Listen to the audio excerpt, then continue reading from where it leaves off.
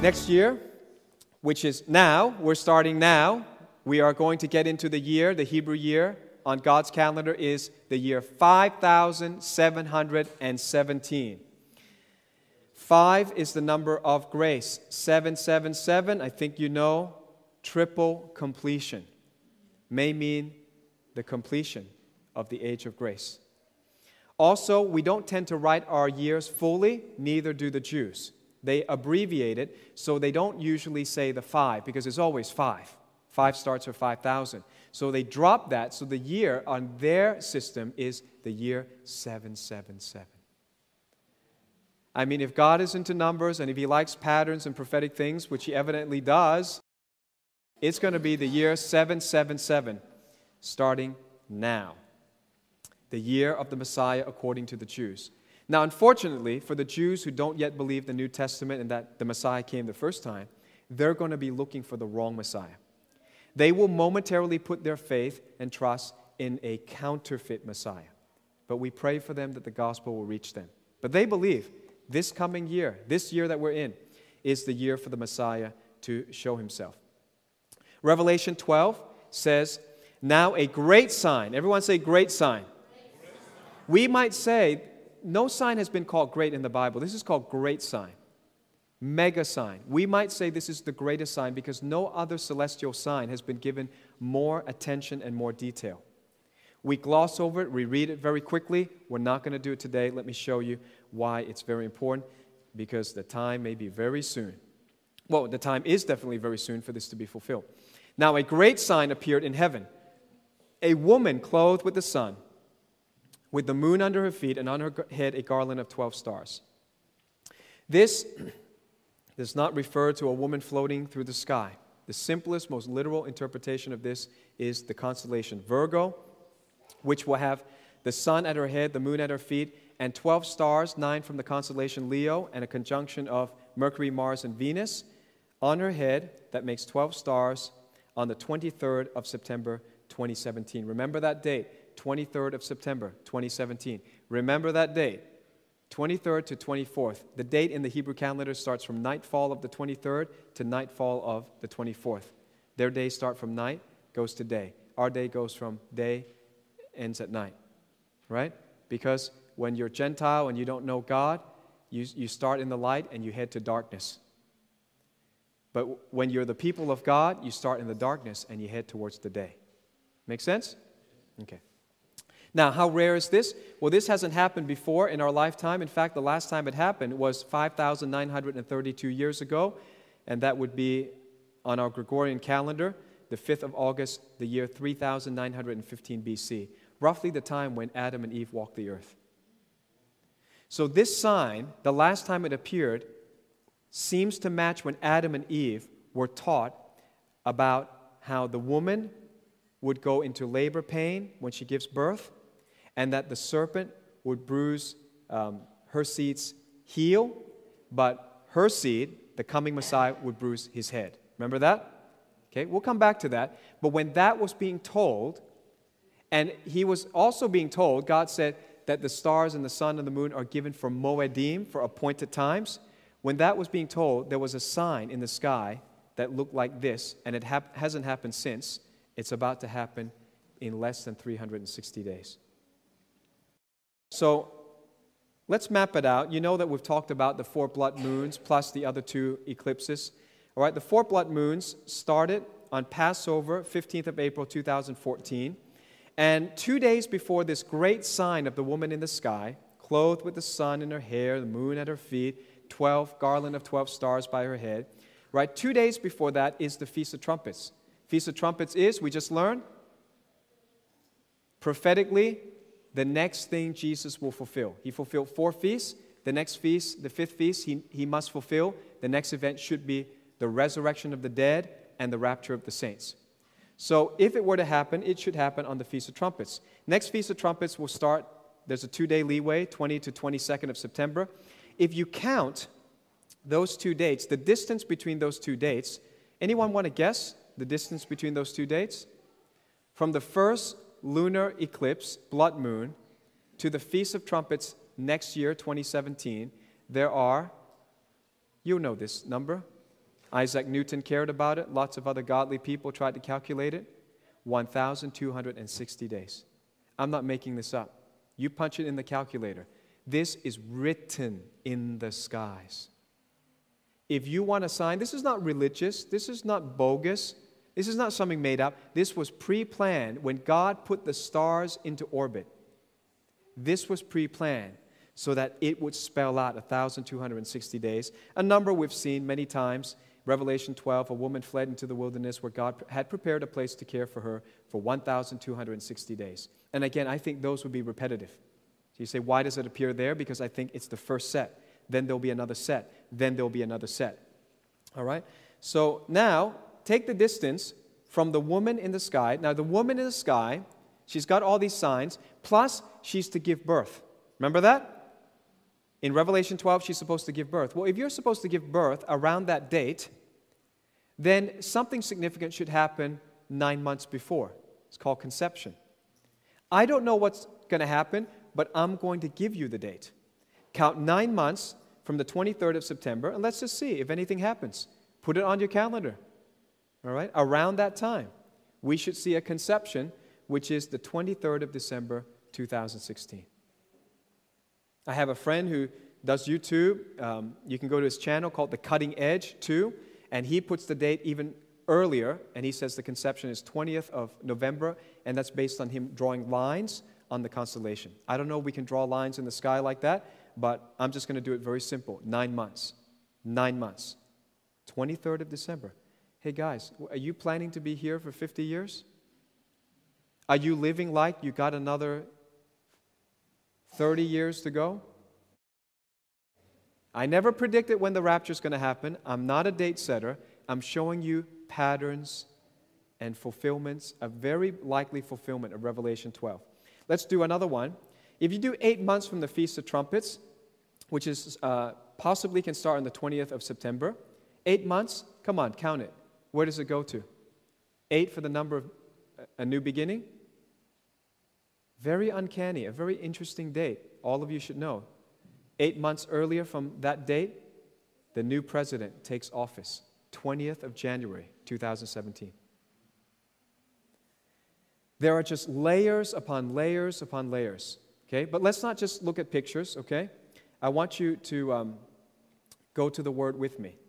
Now, I'll show you what Jako Prinsloo, he wrote this in a book called God's Roadmap to the End. And again, he has this YouTube channel. I believe it's called The Cutting Edge 2.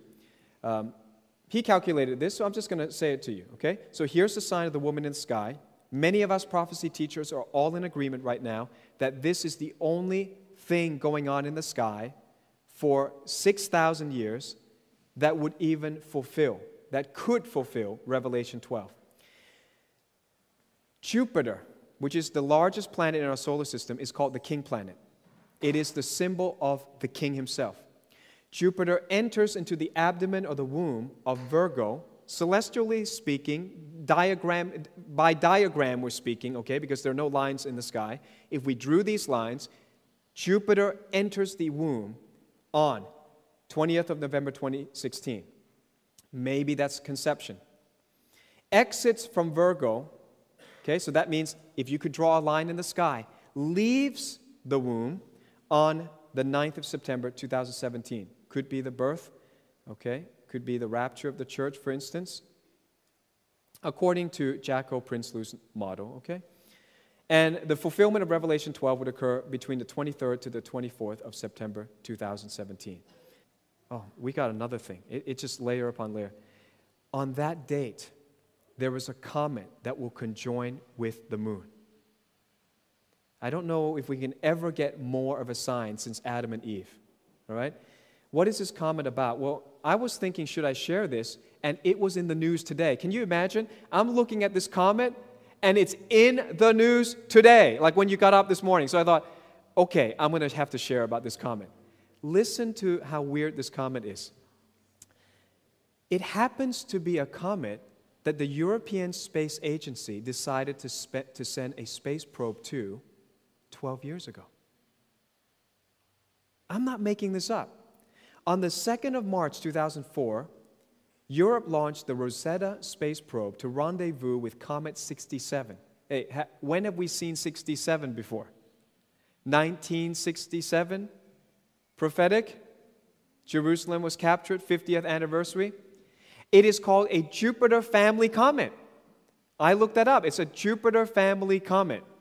Doesn't mean that it's related to Jupiter. It's just by their astronomical definition. It is a Jupiter family comet. Again, Jupiter representing the king.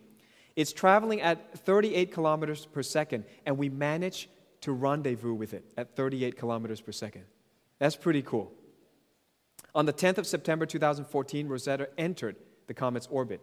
On the 12th of November, Rosetta's lander, Philae, which means friend, like Philadelphia, touched down. We sent a probe that touched down on this comet. And yesterday, the 30th of September 2016, Rosetta crash landed on the comet, ending its 12-year mission. And I'm preaching about it today. On the 23rd of September next year, this comet that has been singled out by the European Space Agency, that has a peculiar name that rhymes with 1967, will be in conjunction with the moon, passing by the foot of Virgo 50 years. That's one jubilee. 50 years since 1967. What does it mean? I don't know. But this is my friend Lou Vega. He put this up on his website, postscripts.org. And I thought, it's in the news. It's another celestial sign. You couldn't get more signs. As long as you live, I don't think there'll be a bigger sign than what's coming up. So, Revelation 12, let's read it, okay? I'll read it for you. We've got a few scriptures to show you, because what we want to do now is to harmonize the scriptures. What does all this mean? Now a great sign appeared in heaven. A woman clothed with the sun, the moon under her feet, and on her head a garland of 12 stars. Then being with child, she cried out in labor and in pain. Remember that? In labor and in pain. So what we want to do is to find out any other woman crying in labor and in pain in the Bible. To give birth. And another sign appeared in heaven. Behold, a great fiery red dragon, having 7 heads and 10 horns, and 7 diadems on his head. This is the part we have ignored. We haven't talked about what is the dragon. We've talked about the virgin. We'll talk about the child. We haven't talked much about the dragon. What does he do? His tail drew 1/3 of the stars of heaven and threw them to the earth. Hey, where have I heard that before? How about the rest of Revelation? If you studied my 4 hours of the 22 future events of Revelation, we know there's going to be meteor shower at the end of the 6th seal, and there's going to be meteor impact in the trumpet judgments, and there's going to be more meteor impact in the bowl judgments. Where are all these meteors coming from? Revelation 12 says, when all these signs are happening, something will pass by and draw 1/3 of the stars and throw them down to the earth. Well, these are not stars like the sun and big stars like that. If you throw the sun into the earth would vanish because the sun is much larger. These stars falling to the earth can only be meteorites. Because we call meteorites falling stars. Can you see Revelation starting to make sense now? So something comes that we haven't talked about, draws all of these debris into the earth's atmosphere and starts pelting the earth. Totally in line with what the 22 predicted events of Revelation are. Revelation continues. She bore a male child who was to rule all nations with a rod of iron, and her child was caught up to God and his throne. Where have I heard the word caught up before? Rapture. So now we have a sign in the sky. We have something that's going to disturb some debris, some meteorites or asteroids that will help fulfill the rest of Revelation. And around that time, there's somebody that gets caught up. So the question is, who? Who gets caught up? Many theologians debate about this. I want to try to clarify this right now. Then the woman fled into the wilderness where she has a place prepared to God that they should feed her there 1,260 days. There is both an earthly meaning and a heavenly meaning for these scriptures, right? Often dual application. We're going to first start with the heavenly meaning since we've been talking about signs in the sky, celestial signs. The woman is a collective entity referring to Israel. Is that correct? Most people believe, correct? Theologians believe the woman represents Israel. Israel is a body of people represented by one symbol, the woman. The dragon is a collective entity. Who is it that will go after the woman? Talking on the earth right now, actually, talking about the earth. The Jews will flee from the Antichrist's armies. The beast system, the new world order that will be anti-Semitic, that will go against the Jews, they will come collectively, chase the Jews, and they'll find a safe place in Jordan, in Petra, in the wilderness. Correct? So the woman is collective. The dragon is collective. Now the question is, who's the child? And many people have taught, and I heard my wonderful pastor 20 years ago, had a great pastor who taught end times to us, lived in New York, taught end times to us, but he taught in the light that he knew. I don't call him a false prophet because he didn't get everything right. I believe that everyone is progressing in their knowledge. And as we get closer to the end time, we stand on the shoulders of those who've gone before us. And this is what I really dislike about these keyboard warriors on YouTube and on social media. Because they disrespect those who have revelation. They disrespect anyone who might have gotten anything wrong, and they apply this false label and this false standard of perfectionism on them. I can say that my old pastor did not get everything about end times right. He did not know what this was. He said that the child must be Jesus. But if you harmonize the scriptures and you apply strict Bible interpretation, you've got one collective entity, another collective entity. How could the third thing be an individual? Not only that, the child should be a collective entity, which is the church, and it says the child is caught up. In other words, the church is raptured. How could it be Jesus that was caught up? Because Jesus was never caught up to be protected from the devil pursuing him. Jesus never ran away from the devil. Jesus defeated the devil. And in victory, he ascended to heaven. It's a completely different picture from this picture where Satan spews after the woman, and the child that was given birth from the woman, who? The church, came from the Jewish religion. All of the early Christians were Jewish people. All the apostles, all the writers of the New Testament were Jewish. The Jews gave birth to the church. But when the devil comes in the time of wrath, of tribulation, the church was caught up.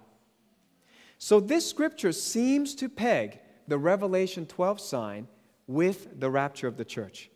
Am I saying it has to be next Feast of Trumpets? Of course not. I'm not a date setter. But I'm saying it would behoove the church now to wake up. If we are called the 10 virgins who are asleep, I am sounding the trumpet. Church, wake up. The bridegroom is coming. If it takes 3.5 years for him to come, if it takes another 7 years, I'm telling you, it's time to live like he's coming very soon. But very likely we have a fulfillment of Revelation 12 next year. The wilderness is Petra, Jordan, lots of other scriptures to harmonize with that. I can't do it right now. We've got lots of other end-time teachings that cover that. Okay, now let's harmonize it with some scriptures. Can we do that? I've saved this for a long time. Let's do it, okay? Genesis chapter 3. Where do we find a woman who was in travail, in labor pain? Go all the way back to the beginning. Genesis chapter 3. I will put enmity between you, the serpent, and the woman, and between your seed and her seed. Who's her seed? The Messiah. Who's your seed, the serpent's seed?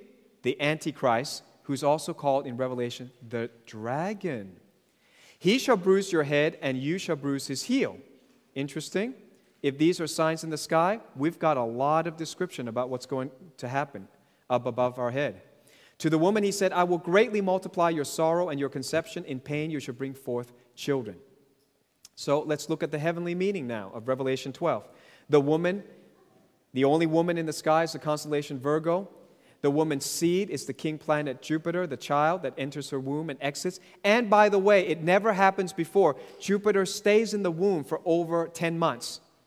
That's like the longest gestation period allowed. Jupiter would normally just pass right through. But next year, when Jupiter enters, from November this year, Jupiter will go round and round and round and round like a little baby and will not exit the womb of Virgo until this sign is fulfilled. Strange things. Look up, Jesus said. When all these things happen, he said, look up. Wonder why he said that. Satan's seed is the dragon. And I would say right now it's the unknown object. Nobody knows. We know there's another element to this prophecy, but we're not sure. And many people are calling it Planet X. I think that's a valid conjecture because some other planet came during the time of Jesus' crucifixion and blocked the sun for 3 hours. The moon cannot block the sun for even 8 minutes. 7 minutes and maybe like 30 seconds is max. Another object blocked the sun when Jesus was crucified. So there's a celestial sign at Jesus' birth. There's a celestial sign at Jesus' crucifixion, and we believe there's a celestial sign at the next appointed time, which should be the rapture and the start of the tribulation. And then bruising the head and him bruising the heel is very interesting because if you put these things as an interpretation of things going on in astronomy in the sky, that would mean the top side of an unknown object collides with the southern hemisphere of Jupiter, resulting in a stream of debris. Now, when we come up with these theories, we always go to history. History is prophecy. Patterns are prophetic. Well, guess what? It happened already. Did you know that Jupiter was grazed by comet Schumacher? Schumacher. You know what that means? Shoemaker. And what are you supposed to hit? The heel. And the shoemaker hit the heel of the king planet once before. So what happened? Comet Shoemaker-Levy 9 broke apart in July 1992.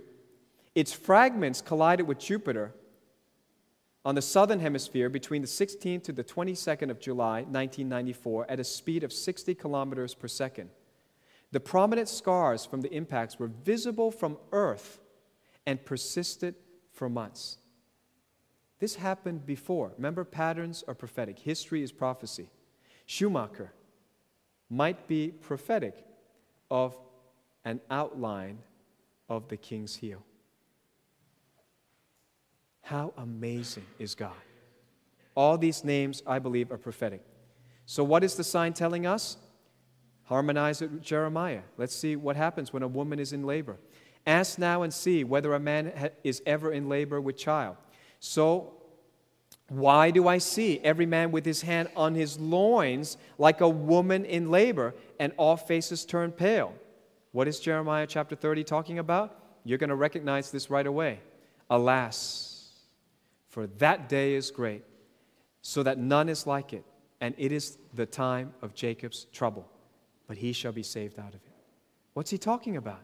The woman in labor, which we find in Revelation 12, is explained in Jeremiah 30 as the start of the time of Jacob's trouble. How long does that last? Again, most American prophecy teachers believe 7 years, so you just do the math. 2017 plus 7 means 2024 would be around the time when Jesus would come back for the Jews. I personally believe that it is possible the time of Jacob's trouble equals the time of the real Jacob's trouble. And his time of trouble was not 7 years. His time of trouble for his 2 wives, for Laban's sheep and goats, and for running away from Esau, all of that added up to the number of the Jews? 22. So 2017 plus 22 would equal 2039. I don't know. I don't know if we can survive that long. Today, our anniversary service. Today, the start of the new year on the Jewish calendar. Today, the internet has been given up by the United States and handed over to the UN. You know why? You know why? Because the United States has one law called the First Amendment, which protects free speech.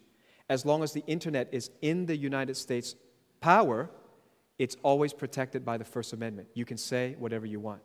But if you remove it from the legal structure and protection of the First Amendment and give it to the UN, you can begin to censor people who speak opinions the globalists don't agree with. It happened today. How long can we go? Can we go to 2040? I don't know. I think it'd be tough. It'd be tough. I am now more inclined, even though I believe in the 22 years, I believe the 22 years of Jacob's trouble already started. Okay? But another time we can study that. Saved out of it. He will go into the time of Jacob's trouble. Israel will, but he will be saved out of it. What does that mean? The Messiah will bring them salvation out of the tribulation. Jeremiah 30 pegs the Revelation 12 sign to the beginning of Jacob's trouble and then the salvation of the Jews. Another one, Isaiah 21.